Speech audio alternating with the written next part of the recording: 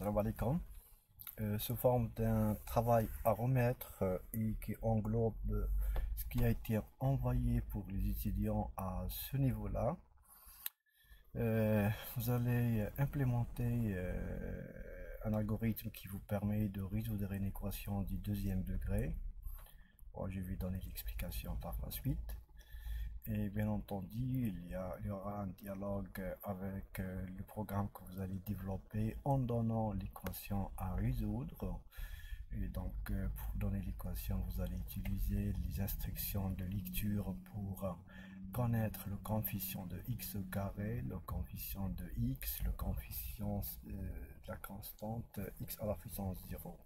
Puisqu'une équation du deuxième degré, elle est de la forme ax carré plus bx plus c égale à 0.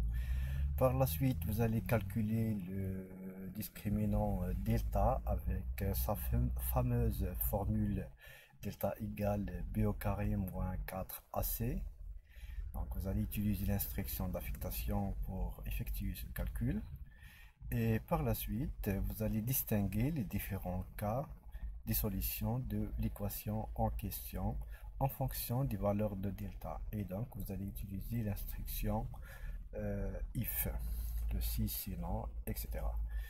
Enfin, une fois terminé, ça dépend des solutions. Vous allez afficher le résultat. S'il n'y a pas de question de solution, il suffit de dire qu'il n'y a pas de solution. S'il y a une solution double, donc il faut calculer cette solution en utilisant l'instruction d'affectation. Et puis, vous allez afficher le résultat de cette solution. Et enfin, vous allez distinguer les deux cas dans le cas où vous aurez deux solutions distinctes. L'exemple que vous allez aborder par la suite, il aborde la résolution dans C, dans les nombres complexes, et comme ça, vous avez toujours une solution. Maintenant, pour commencer, après avoir démarré le code blocks, vous devez créer un projet en cliquant sur File, New, Project, et puis vous allez sélectionner Console Application.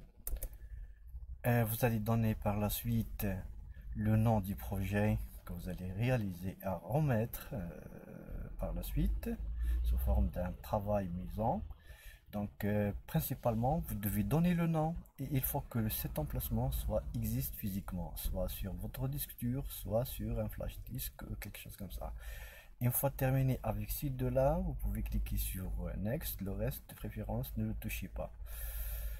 Vous aurez un simple projet qui va juste signaler Hello World comme nous l'avons déjà présenté. Donc ce que vous allez développer, c'est de modifier notamment la ligne Cout Hello World par la traduction de l'algorithme en question vers le langage C++. Et vous aurez ça. Donc ce que je viens d'ajouter ici, c'est include cmat pour que je puisse calculer la racine de delta si les solutions existent. Et je dois déclarer les variables ou les coefficients de l'équation ax carré bx plus c égale à 0. Donc ils sont des réels. Et en fonction des solutions, s'il n'y a pas de solution, on se retrouve avec les solutions dans le nombre complexe. Et s'il y a une seule solution, je vais le calculer dans la variable x. Et s'il y en a deux, je vais calculer la première dans x1 et la deuxième dans x2. Je dois calculer le déterminant. Dans le cas où il s'agit des solutions dans C, alors je dois calculer la partie réelle et la partie imaginaire. Une fois terminé avec les déclarations, première des choses, je dois connaître mon équation à résoudre. Donc, je préfère commencer avec un message qui sera affiché à l'utilisateur de mon programme pour lui demander de donner une équation en donnant les coefficients A, B et C. Une fois terminé avec ce message, vous devez lire avec Cin le coefficient 1, le coefficient B, le coefficient C. Bien sûr, pendant l'exécution, il est possible de donner la valeur de A et appuyer sur Entrée, puis la valeur de B et appuyer sur Entrée, et la valeur de C et appuyer sur Entrée. Quand vous pouvez taper la valeur de A, suivi par un espace et donner la valeur de B, un espace et donner la valeur de C, Et une fois validé avec entrée, la valeur qu'on vient de taper en premier, elle sera chargée dans la variable a qui représente le coefficient de x au carré. La deuxième valeur que vous allez taper, elle sera chargée dans le coefficient b, le coefficient de x. Et la dernière, elle sera chargée dans la constante c. Une fois terminé avec ça, vous pouvez aborder le calcul du déterminant qui se calcule avec b au carré. Donc vous pouvez faire b étoile b qui représente b fois b moins 4 fois a fois c. Il ne faut pas oublier les opérateurs entre les opérandes. Ce étoile, c'est la multiplication, moins, il ne faut pas mettre 4ac. Une fois terminé avec le calcul du déterminant, vous allez commencer la discussion. Si vous avez un déterminant qui est strictement positif, alors vous allez calculer le x1 qui se calcule avec la formule suivante, c'est moins b plus sqrt, c'est une fonction qui se trouve dans la bibliothèque CMAT qui vous permet de calculer la racine carrée de ce que vous allez mettre entre parenthèses. Donc c'est la racine de déterminant. Et la même chose ici, ces parenthèses-là sont obligatoires, puisque la priorité c'est pour la division, et en oubliant cette parenthèse-là, vous aurez la division de la racine du déterminant par ce que vous avez ici. La même chose avec la division, on doit diviser sur le tout 2 fois a. Donc si vous oubliez cette parenthèse-là, vous aurez une division par 2 et le résultat sera multiplié par a. Donc on vient de terminer avec le calcul de x1, vous allez calculer le x2 avec presque la même formule. La seule différence c'est ici c'est moins, les parenthèses aussi sont obligatoires. Et une fois terminé, vous devez afficher que notre équation dans ce cas là a deux solutions distinctes. Retour à la ligne, et je viens de mettre un petit espace, x1 égale, et j'affiche ce que je viens de calculer dans x1 à ce niveau là.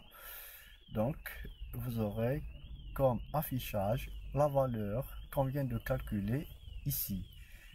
Un retour à la ligne pour afficher la deuxième solution, elle est là. Et le deuxième cas, si le déterminant n'est pas supérieur à 0, il vous reste des possibilités. Est-ce qu'il est égal à 0 ou non?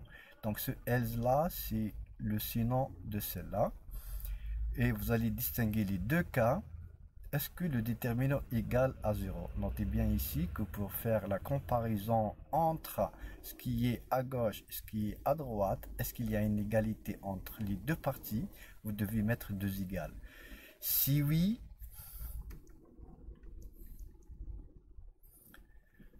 si le déterminant est nul, alors il y aura une seule solution. Il suffit de la calculer dans x1 avec la formule moins b. Ici, notez bien, c'est un moins unaire. Il ne nécessite pas deux opérandes qui sera divisé par 2 fois a. Donc ces parenthèses-là ne sont pas obligatoires puisque le moins unaire il est prioritaire à tous les opérateurs. La solution double est calculée, il vous reste juste l'affichage. Donc il suffit d'afficher que votre équation dans ce cas-là a deux solutions, a une solution double, retour à la ligne, et puis vous allez mentionner que le x1 égale le x2 est égal ce qu'on vient de calculer, il est dans x1. On a terminé avec ce cas-là, il nous reste le cas où le déterminant est inférieur strictement à 0.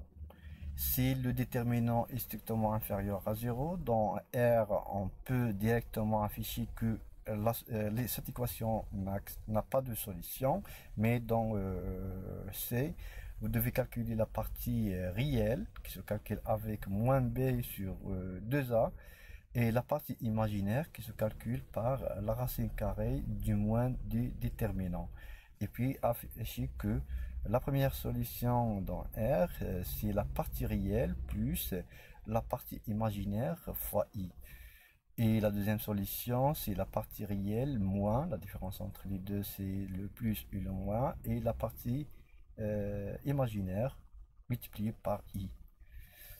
Et donc on a terminé avec ce que vous allez implémenter et vous devez le renvoyer Vous pouvez modifier notamment les noms des variables en majuscules, les messages que vous allez afficher à l'utilisateur. Et n'oubliez pas de mettre aussi des commentaires pour montrer que c'est votre propre travail. Le plus important, c'est d'apprendre et non pas d'avoir une note. Bon courage.